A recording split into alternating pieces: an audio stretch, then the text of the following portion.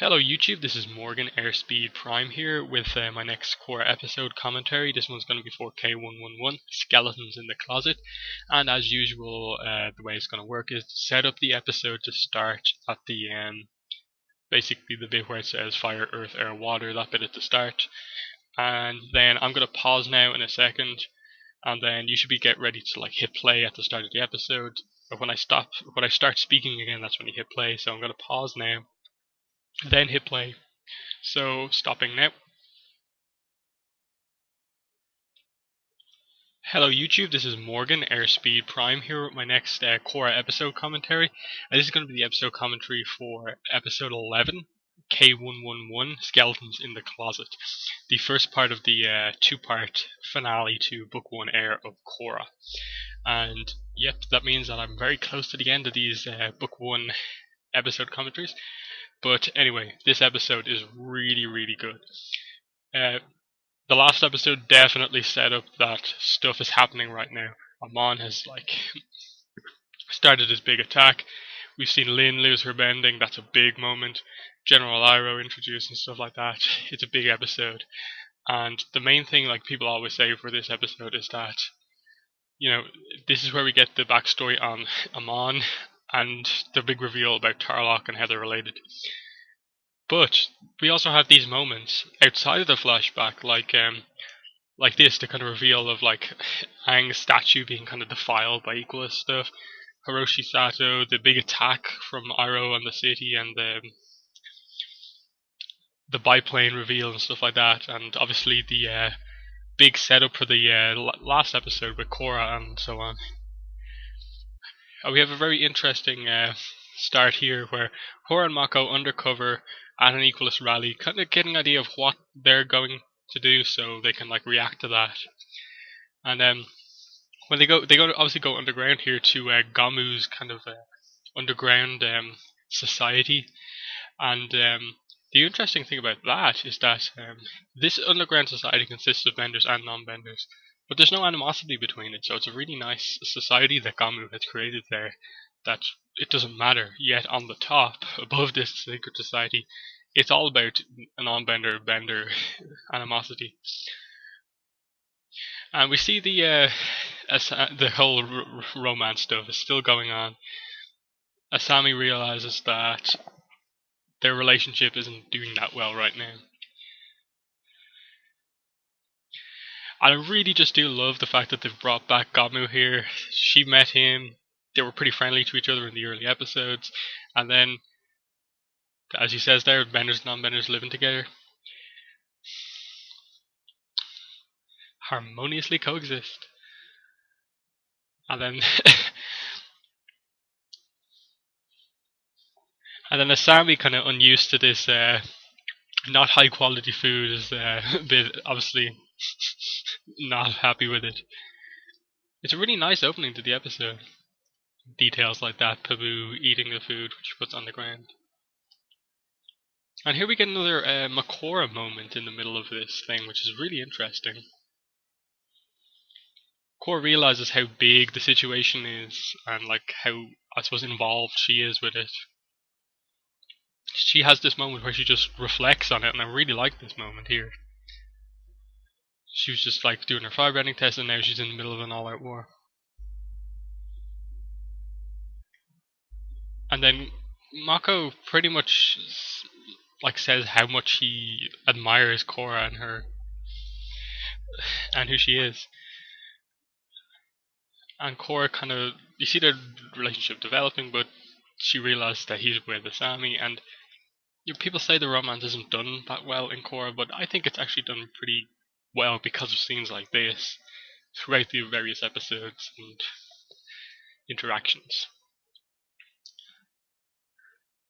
And this reveal here, that it's just he's gonna take this one guy's bending away out here on Air Temple Island. But when the camera kind of turns, you see the complete extent of what Amon's actually doing, and it's a really big reveal here.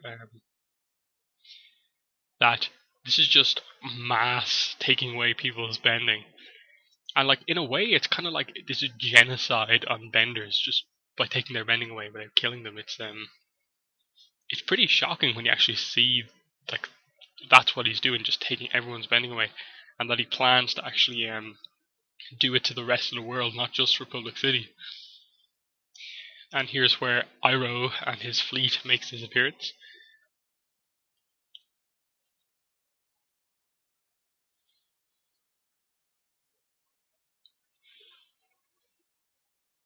And the music just kind of picks up here. You know, the heroes and reinforcements have arrived. It's a really big moment, and you do get the sense like, oh, nothing's happening. Everyone realizes like there's no defense here. They clearly knew about this in advance. Something's gonna go wrong, and there's like no one around the kind of edge where the ships are going to attack. And then you kind of in the sound effects, which are really good. You hear the you're going to hear the planes in a minute, and obviously the reveal of these mines. That their whole plan was completely choreographed by Amon. It's just like this like big reveal. Like, yes, they're finally going to start to fight back, and then like, oh no, they're getting wiped out. And Korra decides, okay, now's the time to get back in the fight, which is really cool. Like in so many ways, this is Korra's like first big involvement in the fight as a whole, because Amon's finally gone like public, like taking over the city, and Korra's been hiding since then, and she chooses now to kind of I suppose reveal herself. You know, the biplanes arrive, and it's gorgeously shot and stuff like that. The animation's perfect.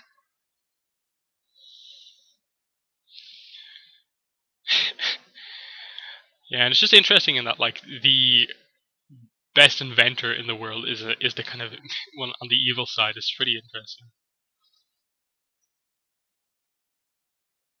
And like this is a battle kind of the style we haven't seen before because it's a bit more futuristic. You know, the biplanes, the warships, as opposed to just them like using catapults, firing flaming kind of rocks at people. It's very dramatic and stuff like that's really cool.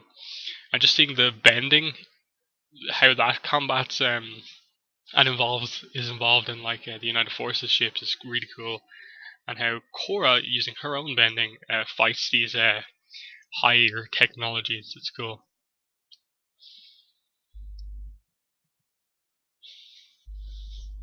Like that cannon there, the fire cannon. They just fire bend into this kind of funnel, and it comes out as a cannon blast. That's really cool. I just said cool a lot, many times in a row.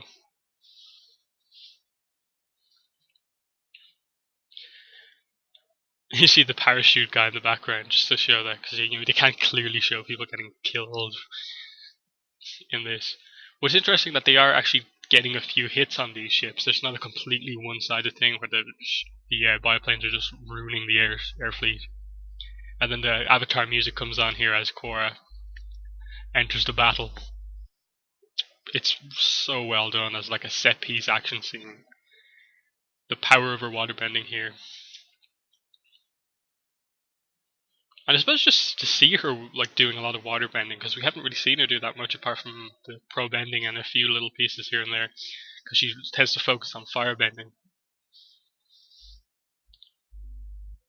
You see how powerful Iroh is, kind of taking out a few of the airships himself.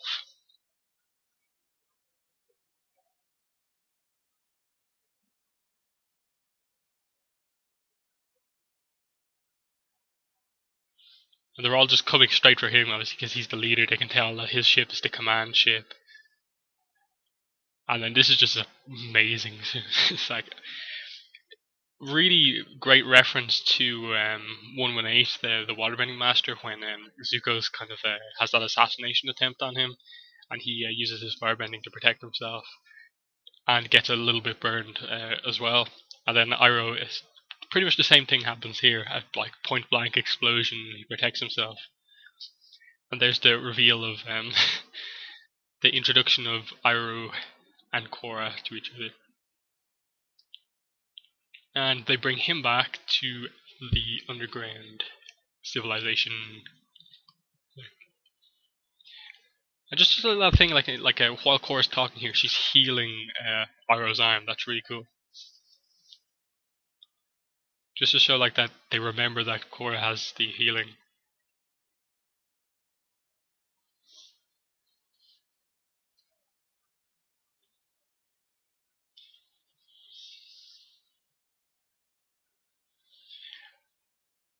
And this is a really interesting reference here because they never set it up in the show that Gamu was a former United Forces kind of telecommunications officer. But if you look at the Welcome to Republic City site on Nick.com, it actually tells that in his bio that Gamu was a former kind of like communications officer basically in the United Forces until the very technology he's using there to send the message was kind of like eclipsed by other stuff. And like it's a very clever plan that they realize that there had to be an air base where the planes launched from. If they take that out, that it'll really aid in the attack. And then just at that moment, they're bringing back the fact that Asami and her father have this issue going on. Korra realizes that she has to take out the head of this rebellion, Amon, and that will help take out the war completely. And this isn't just her like in 104, K104. This is her like confident that she can take him down.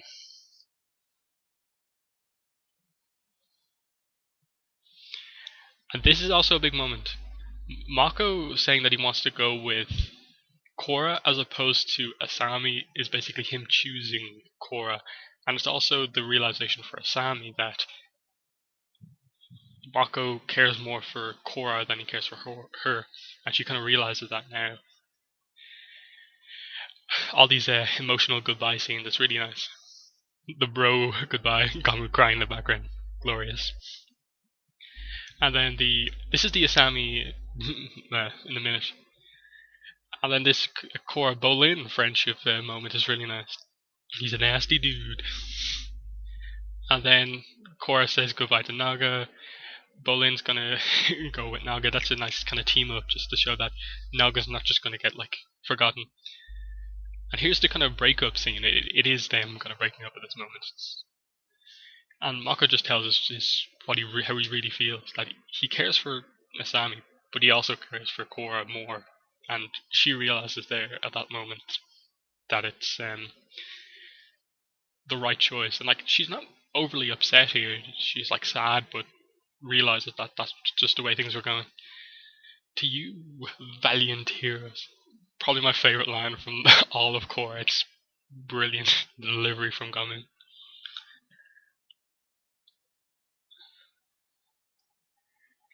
And that's how they get to Air Temple Island with no ship or plane. Just a nice moment to like they didn't have to show them underwater to just show them going in and then surfacing again. It's cool. Then Amon leaving on the airship.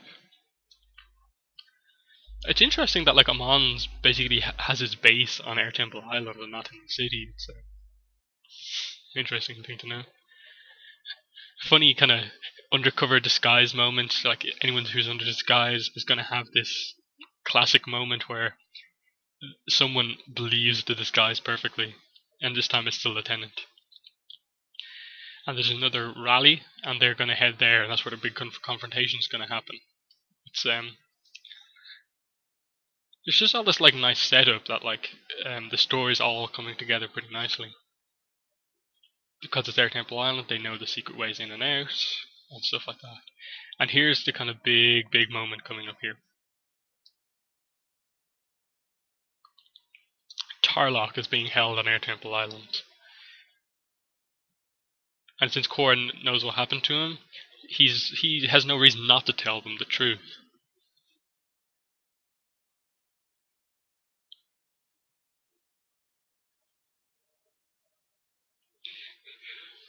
Shocking reveal, the whole fandom gasps at once. It's just like, whoa, what does this mean? Amon is... And then here's where the big reveal is. Amon is a waterbender. Bloodbender. He can't take people's bending away, he's just bloodbending. Doesn't it's not quite said there, but we'll find out in the flashback coming up. And then this is just really interesting that the second last episode, and we instantly find out that an event from Aang's past actually plays a role in Korra's kind of present, in that Yakone links in with Tarlok and also with Amon Noatok, and that's pretty much where the whole plot comes from.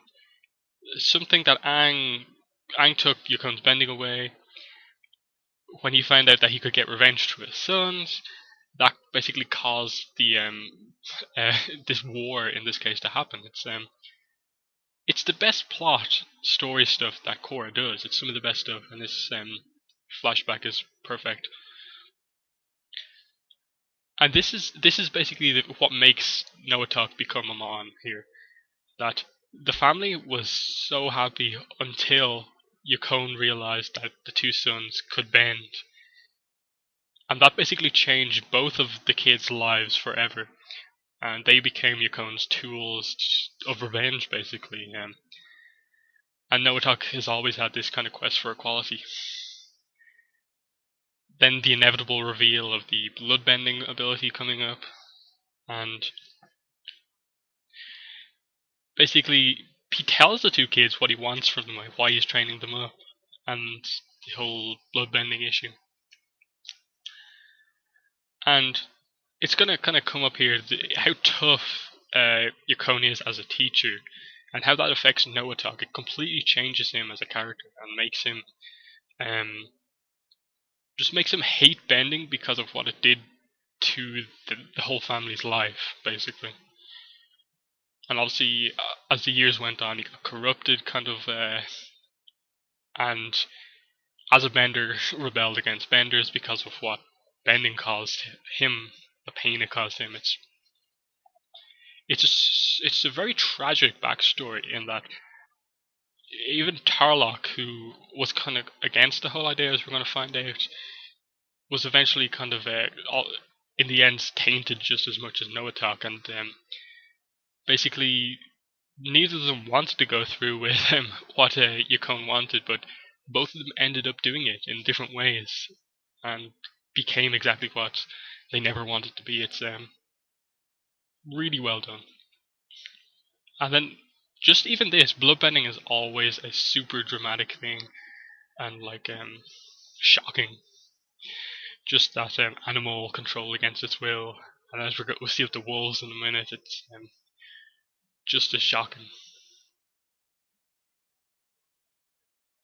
The reluctance from Tarlok is just as interesting. And there's the reveal of Yakone and his kids having that more powerful special ability, basically, and that they can they don't need the moon to bloodbend because they're just so powerful at that skill in the first place. It's explained basically here. And then there's the look on Tarlok's face. He didn't want to do any of that. And then Noatok is kind of becoming completely taken by Yakone's attitude. And we see that the reason that Noatok is a better bloodbender than Tarlok, which means that he doesn't need to use his hands basically at all, while that explains why Tarlok uses his hands a lot more when he does the bloodbending. He's still more powerful than, say, maybe Katara bloodbending, but he's not as good as Noatok.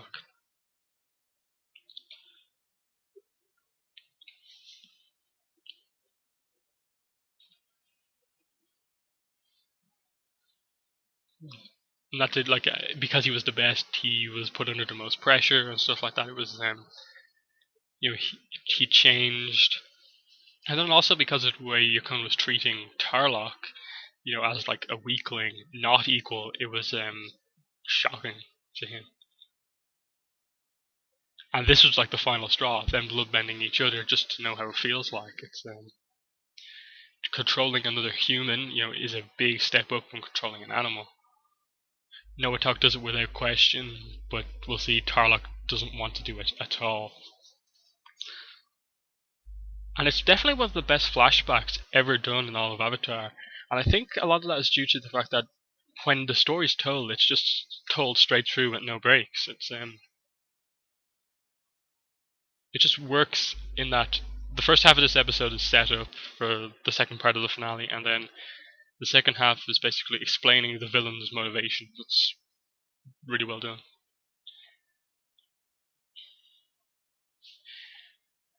And you see, Yakone was about to basically hit Tarlok, and Noatok defends him. And you think this is maybe Noatok becoming kind of good, but in the end, it's kind of him becoming even worse because of what he's going to say to Tarlok. And what Noatok took from the story that Yukon told was that the most powerful ability in the world is not psychic bloodbending, but the ability to take someone's bending away. And when he leaves now, basically that's what's on his mind. That's what he wants to do, develop some way to take someone's bending away and become that powerful. And take revenge against basically Yukon and what Yukon did to him, which was use kind of bending to kind of ruin his life in a way. It's very interesting concepts. And then this one with the way that kind of this kind of betrayal, I suppose, led to basically the destruction of the family in a way.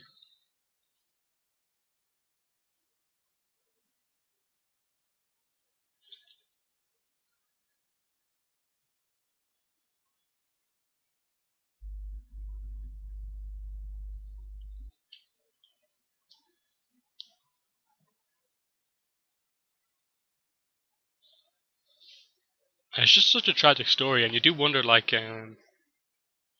maybe is their mother still alive?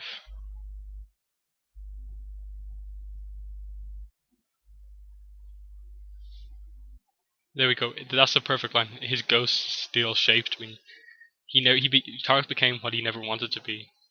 The same with Noatok.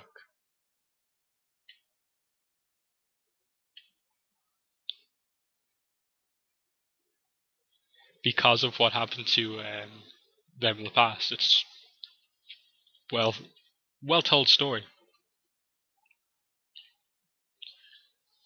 And there's the reveal that taking people's bending away is bloodbending.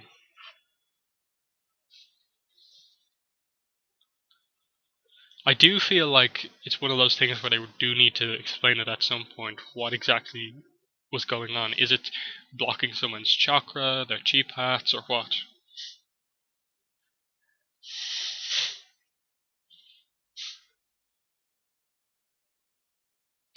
And then Korra's really clever here, in that she finally has some inside information on Amon, and that's the perfect way to expose him and basically end the revolution. Out him as a bender to everyone and undermine the whole revolution, as Mako just said. And then you see a little bit of redemption for Tarlok, given everything that's happened. He's trying to help them now, and he doesn't even want them to release him. Put an end to this sad story. He realizes that their whole life has been just kind of ruined by their father, and they don't want to basically make it correct, basically. But yeah, that's been my episode commentary for K111 Skeletons in the Closet. There won't be as big of a break between episodes now. I'll probably try and get the finale endgame commentary up tomorrow, and that'll be the end of the commentaries until book 2, when I'll do them also. But yeah, thank you for listening to this commentary, and bye.